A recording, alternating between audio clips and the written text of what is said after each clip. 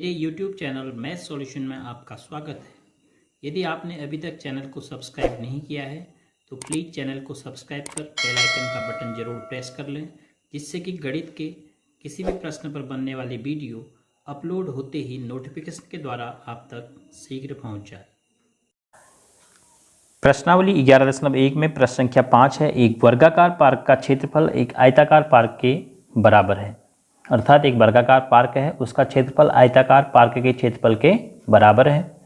यदि वर्गाकार पार्क की एक भुजा 60 मीटर हो और आयताकार पार्क की लंबाई 90 मीटर हो तो आयताकार पार्क की चौड़ाई ज्ञात कीजिए। तो देखिए, दो प्रकार की आकृतियां हैं, एक वर्ग है और एक आयत है। दिया यह है कि वर्ग का क्षेत्रफल आयत के क्षेत्रफल के बराबर है। तो क्या हम वर्ग और आयत में से किसी का क्षेत्रफल निकाल पाने की स्थिति में हैं? वर्गाकार पार्क की भुजा दी है, तो वर्ग की अगर भुजा दी है तो हम क्षेत्रफल निकाल सकते हैं, और आयत का क्षेत्रफल भी वर्ग के क्षेत्रफल के बराबर दिया हुआ है। तो देखिए, सबसे पहले हम वर्गाकार पार्क का क्षेत्रफल निकाल लेते हैं।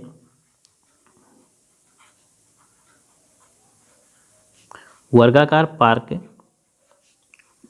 की भुजा आपको दी हुई है बराबर 60 मीटर। तो वर्गाकार पार्क का क्षेत्रफल निकालने के लिए वर्ग के क्षेत्रफल का सूत्र प्रयोग किया जाएगा, बराबर भुजा गुणा भुजा, और भुजा आपको दी है 60 मीटर। तो भुजा गुणा भुजा करेंगे तो 60 गुणा 60, तो बराबर 6 छक 36 शून्य शून्य वर्ग मीटर। यह वर्गाकार पार्क का क्षेत्रफल आ गया।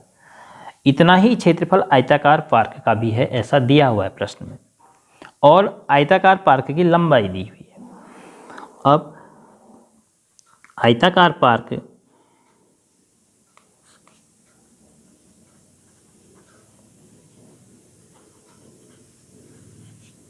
का क्षेत्रफल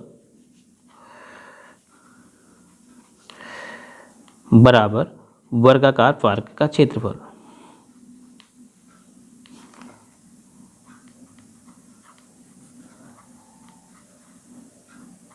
ऐसा दिया हुआ है।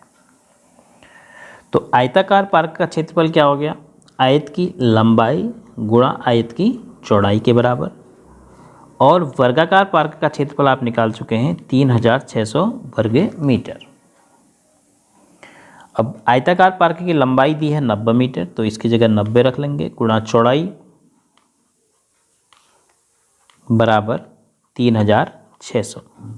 अब देखिए, 90 गुणा में है तो 90 का पक्षांतर करेंगे तो दाईं तरफ भाग में चले जाएगा, तो 3600 के साथ 90 किस चिन्ह में जाएगा? भाग के चिन्ह में, क्योंकि चौड़ाई के साथ बाएं पक्ष में गुणा हुआ है तो दाएं पक्ष में 3600 के साथ भाग हो जाएगा। तो चौड़ाई बराबर 9 से 4 बार 9 चौको 36, शून्य से शून्य कट गया, एक शून्य बचा 40 मीटर। तो हमें आयताकार पार्क की केवल चौड़ाई ज्ञात करनी थी, तो आयताकार पार्क की चौड़ाई कितनी आ गई? 40 मीटर। यही आपका आंसर हो गया। तो कैसे हमने किया? देखो, हमें दिया था वर्गाकार पार्क का क्षेत्रफल आयताकार पार्क के क्षेत्रफल के बराबर है, तो पहले वर्गाकार पार्क का क्षेत्रफल हमने निकाल लिया, फिर आयताकार पार्क का क्षेत्रफल बराबर लिखा वर्गाकार पार्क का क्षेत्रफल, क्योंकि दिया था। तो आयत के लिए सूत्र होता है क्षेत्रफल में लंबाई गुणा चौड़ाई, और वर्गाकार पार्क का आप निकाल चुके थे। तो लंबाई और चौड़ाई में से आपको लंबाई दी हुई थी, तो लंबाई की जगह लंबाई का मान रखा, तो फिर पक्षांतर करके चौड़ाई का मान ज्ञात कर लिया। प्रश्नावली 11.1 में प्रश्न संख्या 6 है। एक तार आयत के आकार का है, इसकी लंबाई 40 सेंटीमीटर और चौड़ाई 22 सेंटीमीटर है। एक तार जो है आयत के आकार का है, तो पहले आपको एक आयत का चित्र बनाना पड़ेगा समझने के लिए कि तार किस आकृति का है।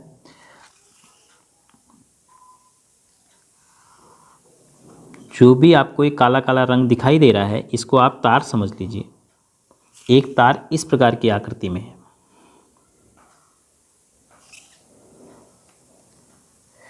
जिसकी लंबाई है 40 सेंटीमीटर और चौड़ाई है 22 सेंटीमीटर। ये जो आपको काली काली बाउंड्री दिख रही है, यह एक तार है। यदि उसी तार को दोबारा मोड़कर, अर्थात इस तार को खोल लिया, खोलने के बाद दोबारा मोड़ के एक वर्ग बनाया जाता है। अब इसी तार का एक वर्ग बना दिया जाता है, इतना ही काला तार, इसको खोला, दोबारा मोड़ के वर्गाकार आकृति बना दी। अब इस प्रकार की आकृति बना दी गई है तार के द्वारा।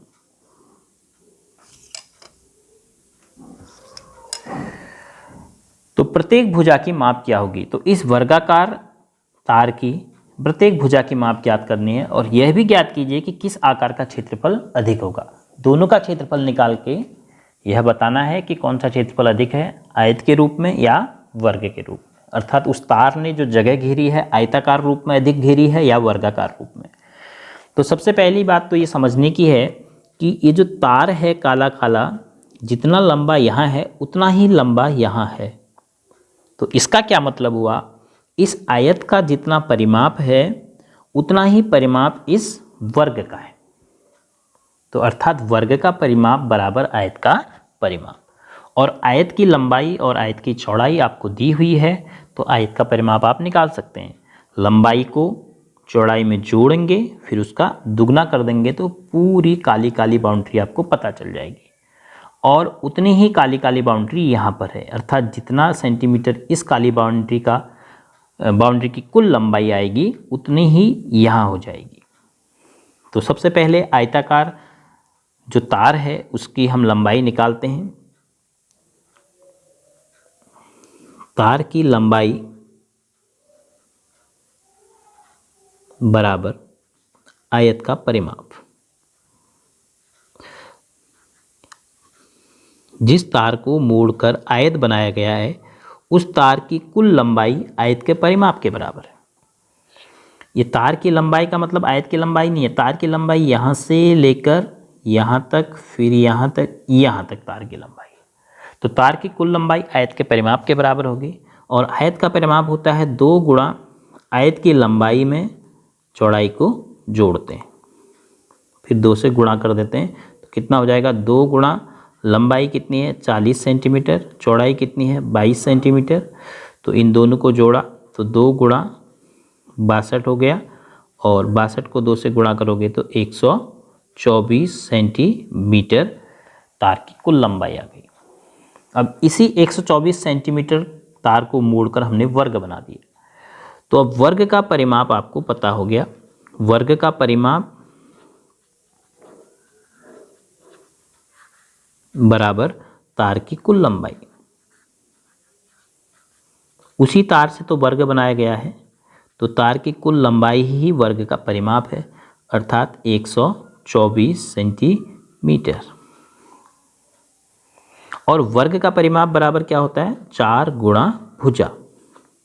तो यहाँ से हमें भुजा प्राप्त हो जाएगी, क्योंकि 4 को हम पक्षांतर करेंगे दाईं तरफ, तो भुजा बराबर हो जाएगी 124/4। तो 4 तिया 4 इक्का 31 सेंटीमीटर वर्ग की एक भुजा आ गई। अब पूछा यह है, अभी तो पहला प्रश्न पूछा था प्रत्येक भुजा की माप क्या होगी? वर्ग की 31 सेंटीमीटर होगी। यह भी ज्ञात कीजिए कि किस आकार का क्षेत्रफल अधिक है।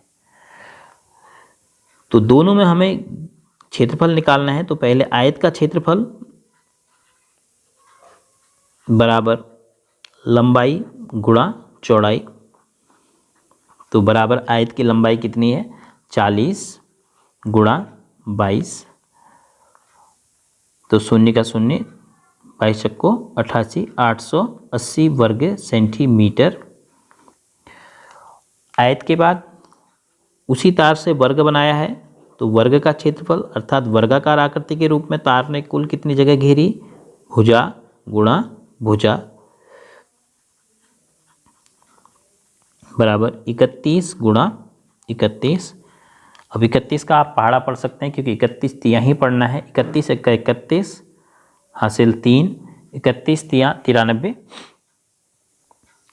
और हासिल 3 जोड़ेंगे तो 96 वर्ग सेंटीमीटर।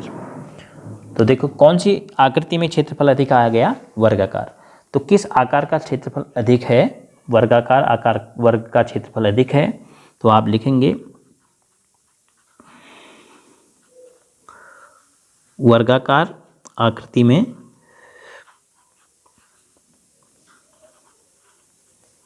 क्षेत्रफल अधिक है।